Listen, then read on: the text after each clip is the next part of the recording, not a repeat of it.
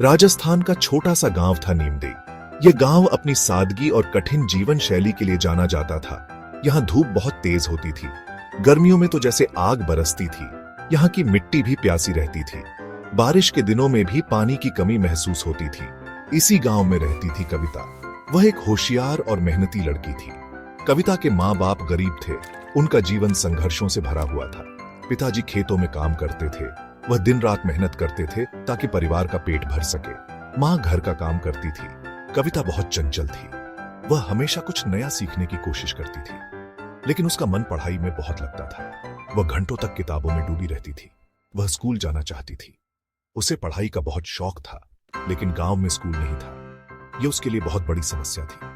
पास के गांव में एक स्कूल था। वहां के बच्चे पढ़ने जाते थे, लेकिन वह बहुत दूर था। वहां तक पैदल जाना आसान नहीं था। एक दिन कविता ने मां से कहा, मां, मैं स्कूल जाना चाहती हूँ, मुझे पढ़ाई करनी है। मां ने कहा, बेटी, स्कूल बहुत दूर है, वहां तक जाना बहुत मुश्किल है, तुम कैसे जाओगे? कविता ने कहा, मैं पैदल चलकर चली जाऊंगी, मुझे कोई नहीं रोक सकता। मां को कविता की जिद के आगे झुकना पड़ा। उसने सोचा, शायद कविता का सपना पूरा हो सके। वह कविता को स्कूल भेजने के लिए तैयार हो गई। कविता का सपना अब सच होने वाला था। कविता रोज स्कूल जाने लगी।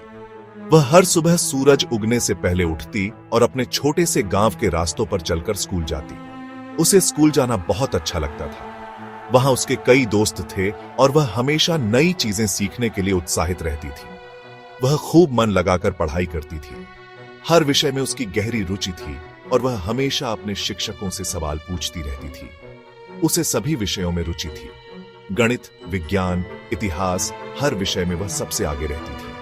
वह कक्षा में सबसे अच्छी छात्रा थी। उसके शिक्षक और सहपाठी उसकी प्रशंसा करते नहीं थकते थे। एक दिन अचानक कविता की मां बीमार हो गई।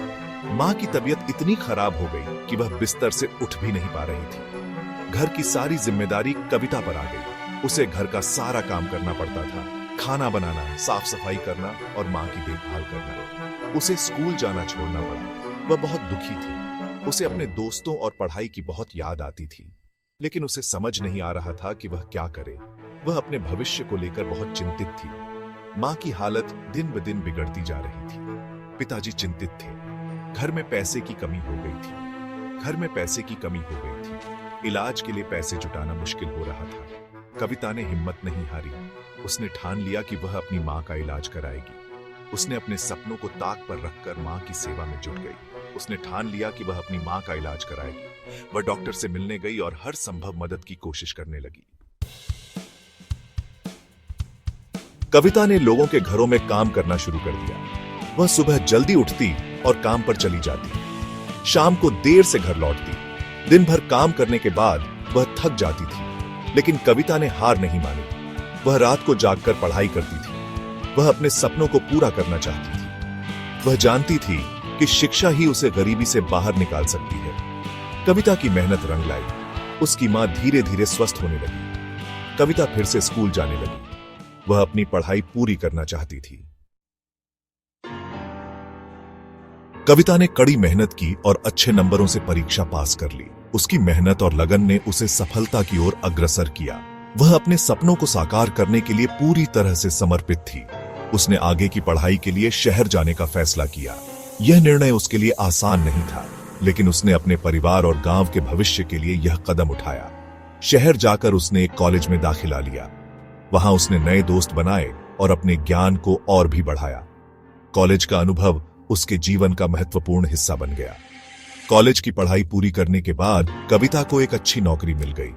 इस नौकरी ने उसे आत्मनिर्भर बनाया और उसने अपने सपनों को और भी ऊंचाइयों तक पहुंचाया।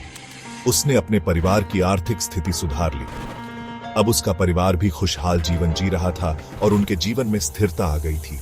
लेकिन कविता यही नहीं रुकी। उसने अपने गांव के बच्चों के लिए कुछ करने का संकल्प लिया।